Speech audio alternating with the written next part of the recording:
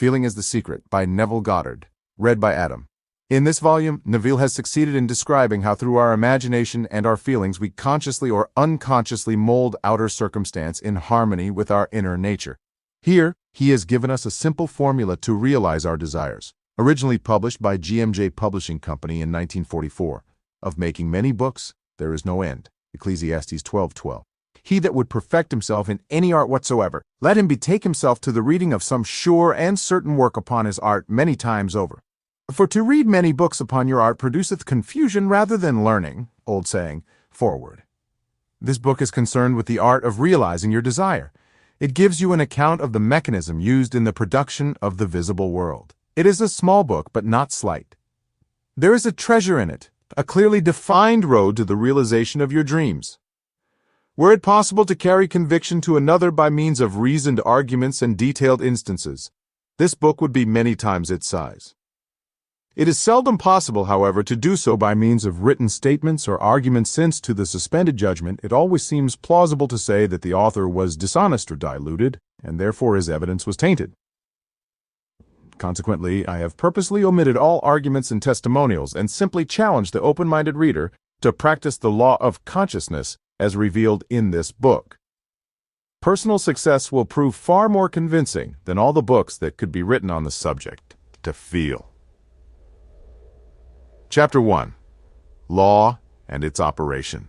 The world and all within it is man as conditioned consciousness objectified.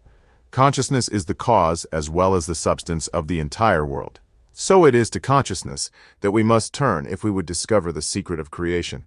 Knowledge of the law of consciousness and the method of operating this law will enable you to accomplish all you desire in life. Armed with a working knowledge of this law, you can build and maintain an ideal world. Consciousness is the one and only reality, not figuratively, but actually. This reality may, for the sake of clarity, be likened unto a stream, which is divided into two parts, the conscious and the subconscious. In order to intelligently operate the law of consciousness, it is necessary to understand the relationship between the conscious and the subconscious. The conscious is personal and selective. The subconscious is impersonal and non-selective. The conscious is the realm of effect. The subconscious is the realm of cause. These two aspects are the male and female divisions of consciousness. The conscious is male, the subconscious is female. The conscious generates ideas and impresses these ideas on the subconscious. The subconscious receives ideas and gives form and expression to them. By this law, first conceiving an idea and then impressing the idea conceived on the subconscious, all things evolve out of consciousness. And without this sequence, there is not anything made that is made. The conscious impresses the subconscious, while the subconscious expresses all that is impressed upon it. The subconscious does not originate ideas, but accepts as true those which the conscious mind feels to be true, and in a way known only to itself, objectifies the accepted ideas. Therefore, through his power to imagine and feel and his freedom to choose the idea he will entertain, man has control over creation. Control of the subconscious is accomplished through control of your ideas and feelings. The mechanism of creation is hidden in the very depth of the subconscious, the female aspect or womb of creation. The subconscious transcends reason and is independent of induction. It contemplates a feeling as a fact existing within itself, and on this assumption proceeds to give expression to it. The creative process begins with an idea, and its cycle runs its course as a feeling and ends in a volition to act. Ideas are impressed on the subconscious through the medium of feeling. No idea can be impressed on the subconscious until it is felt, but once felt, be it good, bad, or indifferent, it must be expressed. Feeling is the one and only medium through which ideas are conveyed to the subconscious. Therefore, the man who does not control his feeling may easily impress the subconscious with undesirable states. By control of feeling is not meant restraint or suppression of your feeling, but rather the disciplining of self to imagine and entertain only such feeling as contributes to your happiness. Control of your feeling is all important to a full and happy life. Never entertain an undesirable feeling, nor think sympathetically about wrong in any shape or form. Do not dwell on the imperfection of yourself or others. To do so is to impress the subconscious with these limitations. What you do not want done unto you, do not feel that it is done unto you or another. This is the whole law of a full and happy life. Everything else is commentary. Every feeling makes a subconscious impression. and unless it is counteracted by a more powerful feeling of an opposite nature, must be expressed. The dominant of two feelings is the one expressed. I am healthy is a stronger feeling than I will be healthy. To feel I will be is to confess I am not. I am is stronger than I am not. What you feel you are always dominates what you feel you would like to be. Therefore, to be realized, the wish must be felt as a state that is, rather than a state that is not. Sensation precedes manifestation and is the foundation upon which all manifestation rests. Be careful of your moods and feelings, for there is an unbroken connection between your feelings and your visible world. Your body is an emotional filter and bears the unmistakable marks of your prevalent emotions. Emotional disturbances, especially suppressed emotions, are the causes of all disease. To feel intensely about a wrong without voicing or expressing that feeling is the beginning of disease. Dis-ease in both body and environment. Do not entertain the feeling of regret or failure for frustration or detachment from your objective results in disease. Think feelingly only of the state you desire to realize. Feeling the reality of the state sought and living and acting on that conviction is the way of all seeming miracles. All changes of expression are brought about through a change of feeling. A change of feeling is a change of destiny. All creation occurs in the domain of the subconscious. What you must acquire, then, is a reflective control of the operation of the subconscious, that is, control of your ideas and feelings. Chance or accident is not responsible for the things that happen to you, nor is predestined fate the author of your fortune or misfortune. Your subconscious impressions determine the conditions of your world. The subconscious is not selective, it is impersonal and no respecter of persons. The subconscious is not concerned with the truth or falsity of your feeling. It always accepts as true that what you feel to be true. Feeling is the assent of the subconscious to the truth of that which is declared to be true. Because of this quality of the subconscious, there was nothing impossible to man. Whatever the mind of man can conceive and feel as true, the subconscious can and must objectify. Your feelings create the pattern from which your world is fashioned, and a change of feeling is a change of pattern. The subconscious never fails to express that which has been impressed upon it. The moment it receives an impression, it begins to work out the ways of its expression.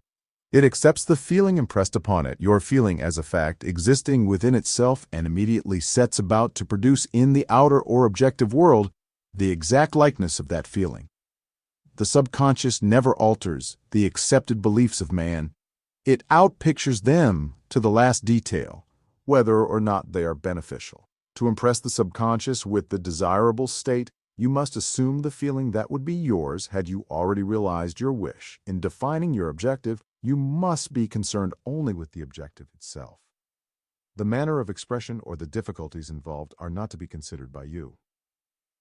To think feelingly on any state impresses it on the subconscious.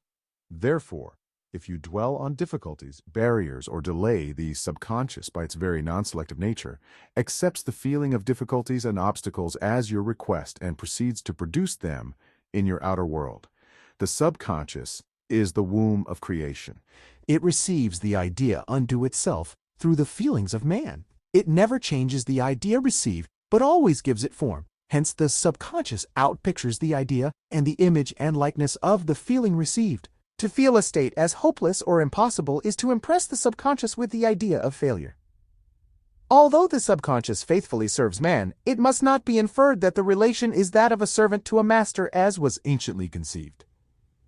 The ancient prophets called it the slave and servant of man. St. Paul personified it as a woman and said, "The woman should be subject to man in everything." The subconscious does serve man and faithfully gives form to his feelings. However, the subconscious has a distinct distaste for compulsion and responds to persuasion rather than to command. Consequently, it resembles the beloved wife more than the servant. The husband is head of the wife, Ephesians 5. It may not be true of man and woman in their earthly relationship, but it is true of the conscious and the subconscious, or the male and female aspects of consciousness. The mystery to which Paul referred when he wrote, "This is a great mystery. He that loveth his wife loveth himself, and they two shall be one flesh," is simply the mystery of consciousness.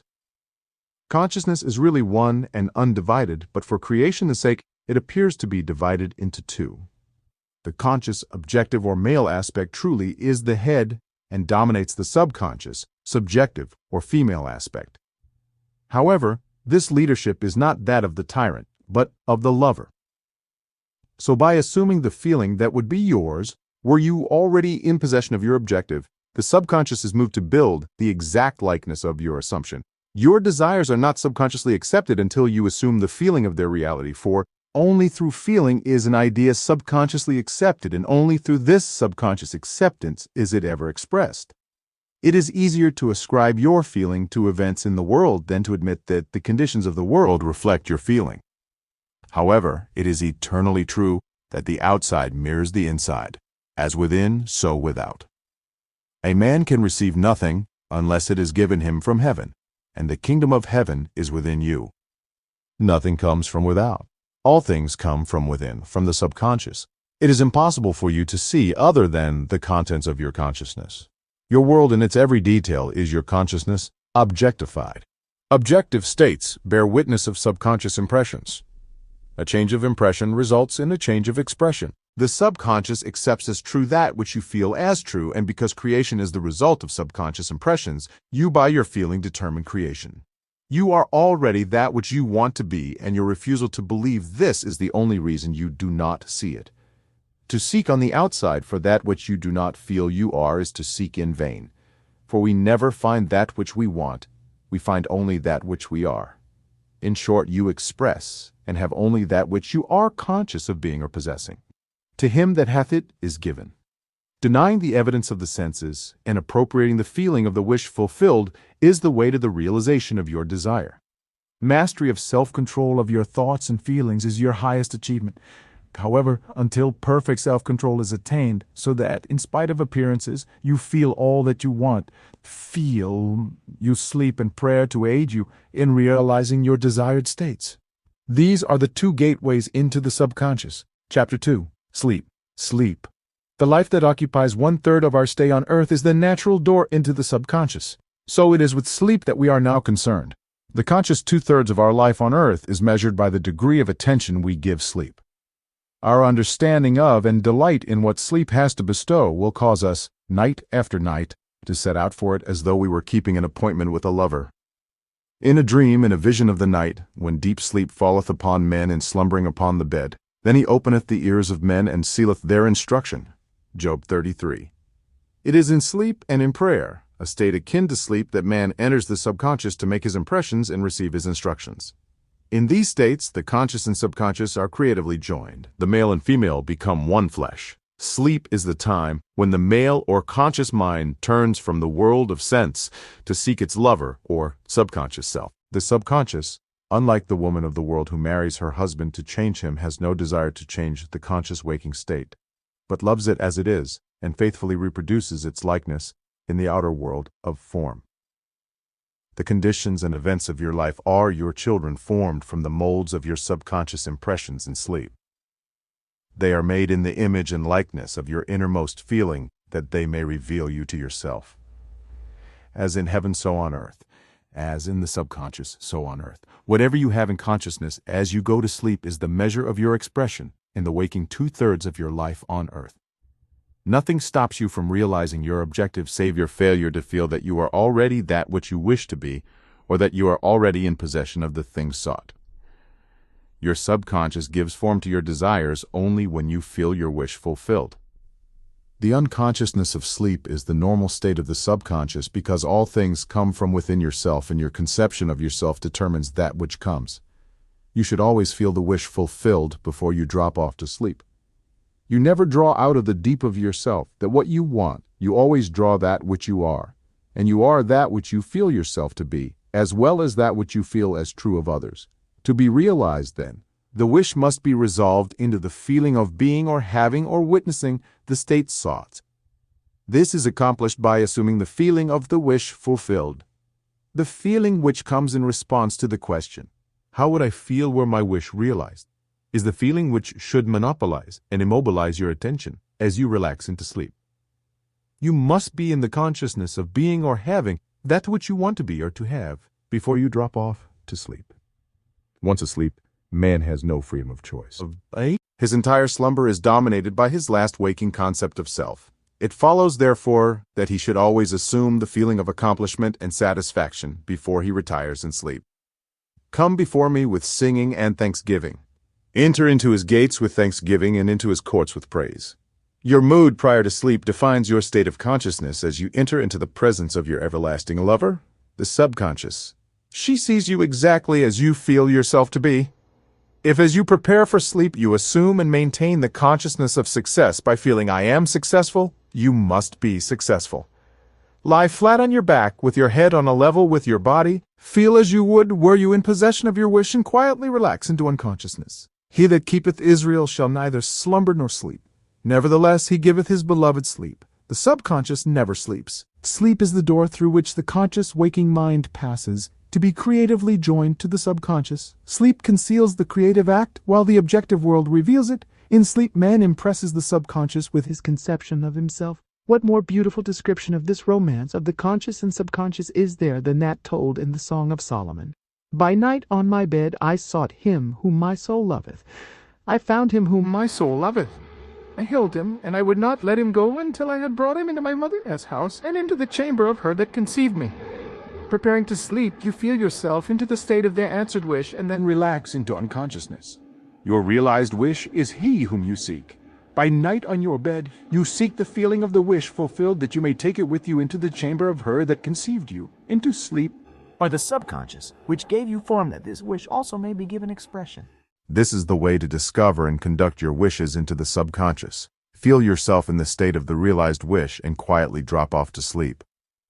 Night after night, you should assume the feeling of being, having, and witnessing that which you seek to be possessed and see manifested. Never go to sleep feeling discouraged or dissatisfied. Never sleep in the consciousness of failure. Your subconscious, whose natural state is sleep, sees you as you believe yourself to be, and whether it be good, bad, or indifferent, the subconscious will faithfully embody your belief. As you feel, so do you impress her. And she, the perfect lover, gives form to these impressions and outpictures them as the children of her beloved. Thou art all fair, my love, there is no spot in thee, is the attitude of mind to adopt before dropping off to sleep. Disregard appearances and feel that things are as you wish them to be, for he calleth things that are not seen as though they were, and the unseen becomes seen. To assume the feeling of satisfaction is to call conditions into being which will mirror satisfaction. Signs follow, they do not precede. Proof that you are will follow the consciousness that you are. It will not precede it. You are an eternal dreamer, dreaming non-internal dreams. Your dreams take form as you assume the feeling of their reality. Do not limit yourself to the past. Knowing that nothing is impossible to consciousness, begin to imagine states beyond the experiences of the past. Whatever the mind of man can imagine, man can realize. All objective visible states were first subjective invisible states, and you called them indivisible by assuming the feeling of their reality. The creative process is first imagining and then believing the state imagined. Always imagine and expect the best. The world cannot change until you change your conception of it, as within, so without. Nations as well as people are only what you believe them to be. No matter what the problem is, no matter where it is, no matter whom it concerns, you have no one to change but yourself, and you have neither opponent nor helper in bringing about the change within yourself. You have nothing to do but convince yourself of the truth of that which you desire to see manifested. As soon as you succeed in convincing yourself of the reality of the state sought, results follow to confirm your fixed belief. You never suggest to another the state which you desire to see him express. Instead, you convince yourself that he is already that which you desire him to be. Realization of your wish is accomplished by assuming the feeling of the wish fulfilled. You cannot fail unless you fail to convince yourself of the reality of your wish. A change of belief is confirmed by a change of expression. Every night as you drop off to sleep, feel satisfied and spotless, for your subjective lover always forms the objective world and the image and likeness of your conception of it, the conception defined by your feeling. The waking two-thirds of your life on earth ever corroborates or bears witness to your subconscious impressions. The actions and events of the day are effects, they are not causes. Free will is only freedom of choice. Choose ye this day whom ye shall serve is your freedom to choose the kind of mood you assume, but the expression of the mood is the secret of the subconscious. The subconscious receives impressions only through the feelings of man, and in a way known only to itself gives these impressions form and expression. The actions of man are determined by his subconscious impressions. His illusion of free will, his belief in freedom of action, is but ignorance of the causes which make him act. He thinks himself free because he has forgotten the link between himself and the event. Man awake is under compulsion to express his subconscious impressions. If in the past he unwisely impressed himself, then let him begin to change his thought and feeling, for only as he does so will he change his world. Do not waste one moment in regret, for to think feelingly of the mistakes of the past is to reinfect yourself. Let the dead bury the dead.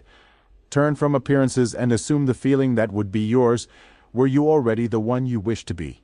Feeling a state produces that state. The party you play on the world stage is determined by your conception of yourself. By feeling your wish fulfilled and quietly relaxing into sleep, you cast yourself in a star role to be played on Earth tomorrow. And while asleep, you are rehearsed and instructed in your part. The acceptance of the end automatically wills the means of realization. Make no mistake about this. If, as you prepare for sleep, you do not consciously feel yourself into the state of the answered wish, then you will take with you into the chamber of her who conceived you the sum total of the reactions and feelings of the waking day, and while asleep, you will be instructed in the manner in which they will be expressed tomorrow. You will rise, believing that you are a free agent, not realizing that every action and event of the day is predetermined by your concept of self as you fell asleep. Your only freedom then is your freedom of reaction.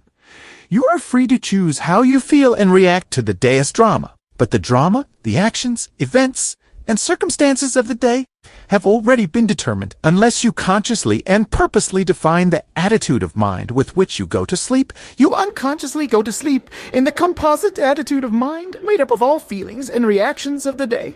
Every reaction makes a subconscious impression, and unless counteracted by an opposite and more dominant feeling, is the cause of future action. Ideas enveloped in feeling are creative actions. Use your divine right wisely. Through your ability to think and feel, you have dominion over all creation. While you are awake, you are a gardener selecting seed for your garden, but except a corn of wheat fall into the ground and die, it abideth alone. But if it die, it bringeth forth much fruit. Your conception of yourself as you fall asleep is the seed you drop into the ground of the subconscious. Dropping off to sleep, feeling satisfied and happy, compels conditions and events to appear in your world, which confirm these attitudes of mind. Sleep is the door into heaven. What you take in as a feeling, you bring out as a condition, action, or object in space. So sleep in the feeling of the wish fulfilled. As in consciousness, so on earth, chapter 3. Prayer. Prayer, like sleep, is also an entrance into the subconscious. When you pray, enter into your closet, and when you have shut your door, pray to your Father, which is in secret, and your Father, which is in secret, shall reward you openly. Prayer is an illusion of sleep, which diminishes the impression of the outer world and renders the mind more receptive to suggestion from within. The mind in prayer is in a state of relaxation and receptivity akin to the feeling attained just before dropping off to sleep. Prayer is not so much what you ask for as how you prepare for its reception. Whatsoever things ye desire when ye pray, believe that you have received them, and ye shall have them. The only condition required is that you believe that your prayers are already realized. Your prayer must be answered if you assume the feeling that would be yours were you already in possession of your objective. The moment you accept the wish as an accomplished fact, the subconscious finds means for its realization. To pray successfully, then, you must yield to the wish that is feel the wish fulfilled. The perfectly disciplined man is always in tune with the wish as an accomplished fact. He knows that consciousness is the one and only reality, that ideas and feelings are facts of consciousness and are as real as objects in space. Therefore, he never entertains a feeling which does not contribute to his happiness, for feelings are the causes of the actions and circumstances of his life. On the other hand, the undisciplined man finds it difficult to believe that which is denied by the senses and usually accepts or rejects solely on appearances of the senses. Because of this tendency to rely on the evidence of the senses, it is necessary to shut them out before starting to pray, before attempting to feel that which they deny. Whenever you are in this state of mind, I should like to, but I cannot, the harder you try, the less you are able to yield to the wish. You never attract that which you want, but always attract that which you are conscious of being. Prayer is the art of assuming the feeling of being and having that which you want. When the senses confirm the absence of your wish, All conscious effort to counteract this suggestion is futile and tends to intensify the suggestion. Prayer is the art of yielding to the wish, and not the forcing of the wish. Whenever your feeling is in conflict with your wish, feeling will be the victor. The dominant feeling invariably expresses itself. Prayer must be without effort. In attempting to fix an attitude of mind which is denied by the senses, effort is fatal. To yield successfully to the wish as an accomplished fact, you must create a passive state, a kind of reverie or meditative reflection similar to the feeling which precedes sleep. In such a relaxed state, the mind is turned from the objective world and easily senses the reality of a subjective state. It is a state in which you are conscious and quite able to move or open your eyes, but have no desire to do so. An easy way to create this passive state is to relax in a comfortable chair or on a bed. If on a bed, lie flat on your back with your head on a level with your body, close the eyes and imagine that you are sleepy. Feel I am sleepy, so very sleepy. In a little while, a far-away feeling accompanied by a general lassitude and loss of all desire to move envelops you. You feel a pleasant, comfortable rest and not inclined to alter your position, although under other circumstances you would not be at all comfortable. When this passive state is reached, imagine that you have realized your wish, not how it was realized, but simply the wish fulfilled. Imagine in picture form what you desire to achieve in life, then feel yourself as having already achieved it. Thoughts produce tiny little speech movements, which may be heard in the passive state of prayer as pronouncements from without. However, this degree of passivity is not essential to the realization of your prayers. All that is necessary is to create a passive state and feel the wish fulfilled. All you can possibly need or desire is already yours. You need no helper to give it to you.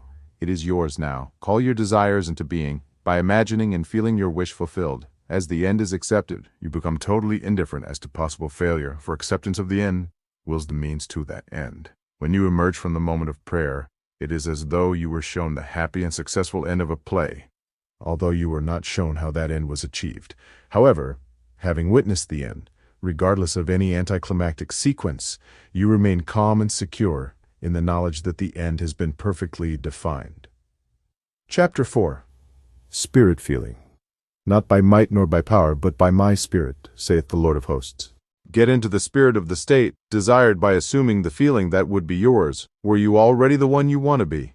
As you captured the feeling of the state sought, you're relieved of all effort to make it so, for it is already so. There was a definite feeling associated with every idea in the mind of man. Capture the feeling associated with your realized wish by assuming the feeling that would be yours, were you already in possession of the thing you desire, and your wish will objectify itself. Faith is feeling. According to your faith, feeling be it unto you. You never attract that which you want, but always that which you are. As a man is, so does he see. To him that hath it shall be given, and to him that hath not it shall be taken away. That which you feel yourself to be, you are, and you are given that which you are. So assume the feeling that would be yours were you already in possession of your wish, and your wish must be realized. So God created man in his own image. In the image of God created he him. Let this mind be in you, which was also in Christ Jesus, who being in the form of God, thought it not robbery to be equal with God. You are that which you believe yourself to be. Instead of believing in God or in Jesus, believe you are God or you are Jesus. He that believeth on me, the work that I do, shall he do also should be. He that believes as I believe, the works that I do, shall he do also. Jesus found it not strange to do the works of God, because he believed himself to be God. I and my Father are one. It is natural to do the works of the one you believe yourself to be. So live in the feeling of being the one you want to be, and that you shall be. When a man believes in the value of the advice given him and applies it, he establishes within himself the reality of success.